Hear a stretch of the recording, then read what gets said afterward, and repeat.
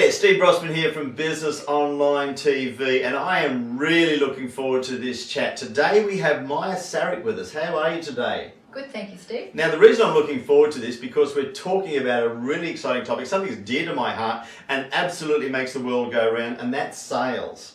Yes, and the ability to find staff who can actually do it. And that is so important. Now, a little bit about your background, because you've actually come up with a fantastic product, which we'll get into in a minute, but you've had a little bit of a journey to get there. Can you tell me about that? Yes, so I've been a professional salesperson since completing university, and I always wanted to be a salesperson. And part of my journey was to learn about the psychology of the human being, because having a business degree to start with wasn't enough. So I then became a sales trainer. And I was so passionate about the whole process of selling that I wanted to teach other people how to do it. And the greatest frustration, the greatest objection I ever had to my sales training was the fact that no matter how well we train people, the majority aren't going to make it. So I finally decided, well, let's work it out. Why is it, that is true in the business world, why is it that the majority don't make it? Now, there's some certain traits that you've gone through and identified that, that make sure that, well, actually tell us if they're going to be a good salesperson or not. Yeah, so we've identified in research of existing high-performance sales staff that there are 75 attributes that each individual needs to possess in order to be suited to the profession of selling. And so we've developed a test which searches for those 75. Now, you've called it the SIP program. Just what's the full name of that? It's the Sales Inventory Profile. That's a really boring name. No, but I wanted you to say it. But it's about the inventory or the components that are required for selling, because it's not a simple, people say, sales reps should be chatty or sociable or likable, and maybe that's true or maybe that's not, but there are at least 72 other things that they should be as well. So it's a whole inventory. It's like a warehouse of things that they need to possess. Okay, now what you do is you help businesses identify, first of all, what type of salesperson they need for their roles, and then also the different types of salespersons that are out there, and then put them together as a good fit. And that's going to save a lot of time and a lot of money. That's right. So the first thing that people get wrong is misunderstanding what they need. So salespeople do have two different styles, broadly speaking. There's the hunter who will initiate and go into the market and search for new business. That's a very different personality type to the farmer who's able to nurture, think in terms of strategy, plan and rehearse their processes and re-engage over and over and over and again with the same people on a similar sort of topic. Your average hunter who will get new business will get bored to death doing that, and then they start to make mistakes.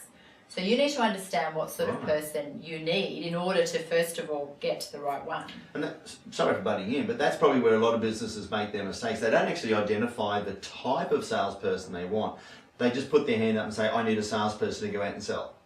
That's right. So most people don't understand the component parts of selling to begin with, or in terms of their own business, what the greatest need is at the moment. Now, on the other side of it, when you work out the different types of people and putting them into the role, that good fit is actually going to save and probably make businesses a lot of time, or save them a lot of time and make them a lot more money. Yeah, so first of all, we have a recruitment program that helps you to locate the sales staff. So everybody that applies to your job has to complete the SIP process.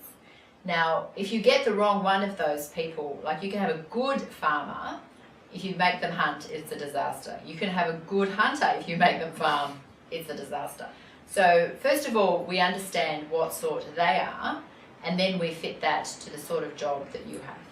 Now, your inventory program and profiling that you do with the people, you can actually quantify how good they're going to be in different roles, and you do that numerically as well. So you can put two people side by side and say, this is the best person in that role because of their different scores.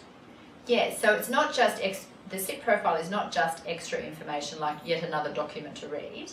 There is a document to read if you wish, but it's an IQ system, which means it gives you a percentage of the 75 attributes that the test is searching for. So you can line people up numerically on a spreadsheet and say, well, this one's got 73% or this one's got 72%. And we know from your job type which range within the whole that you need to focus on. So you can line them up and make really tiny distinctions between people. So that's got to save a lot of time by getting the right person, because getting somebody into a job, particularly a sales job, there's the learning time, there's the training time, and there's the getting out and meeting the client time. Yeah. And if you get the wrong person, then you're wasting, what on average, how many months would you be wasting if you put the wrong person into a job? I would say most people would give somebody a chance to perform that would extend to somewhere between 6 and 9 months. So if you've got it wrong and that person is working really hard and trying hard, then you will give them 9 months before you admit to the fact that they were the wrong one. That's actually quite devastating, because you get it wrong twice. There's a year and a half gone, and you're not making the money or the profits that you should be making, and you've just wasted a lot of time. And businesses do that, don't they? They do that all the time, because most of us can't bear to shoot people within days of them turning up.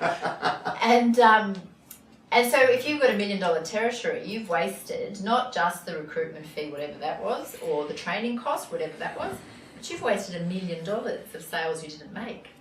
So not only do you look at the new people, do you actually go into different businesses and identify if the right people are in the right roles and help them possibly restructure their salespeople, forces and territories? Yeah, so we provide a sales inventory and audit of your sales capacity. So we test your existing team, not because we want to know whether or not they can sell, because you already know that, but to look at their style and the combination of attributes that they possess, so that across the team we've got the right sort of people. Sometimes that means we're going to move people around to support each other, because one's really good at closing and the other's really good at strategy. Between them, they're perfect, right? So in your job set, it might be best to have little teams of people who have the component parts of the sales process. Look, to me, it sounds like one of the best numerical programs that are out there on the market, and you do this different to anybody else. But it just makes sense to know if your right people are in the right jobs doing the right thing. So people really should just get the audit to make sure that their business is performing optimally. Yes, and sometimes we've got resources that lie dormant and you don't realise. There are people who are currently in sales support or in customer service who might be extraordinarily good sales staff for you, already know your product, already know your culture, you like them already, they fit your business, but they've been too shy, or they've never thought of it, or your life hasn't led them that way. Just uncovering gems. Yes, so I trained as an accountant, for example, straight out of school, but ended up luckily in sales. And there are lots of people in your business at the moment who are in a different job function who actually have what it takes. Okay.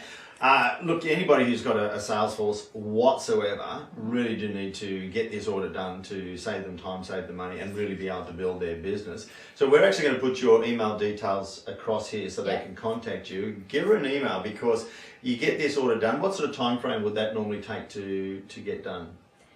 The sales audit we usually do over a 2-week period. Great. And we recruit over usually 2 months. Okay, so if you're in sales, you've got sales in your business, and you really do want to know whether you're performing optimally and you want to recruit the right people, just give Maya an email and she'll be able to contact you and show you what the next steps are, particularly with your salespeople. Yes. Thank you so much for coming in. It's a little bit more in depth than what I'd expected, but I think it's a fascinating topic to be able to identify those 75 plus ways of, or 75 plus traits of a really good salesperson. Yes, thank you. See you again soon. Cheers.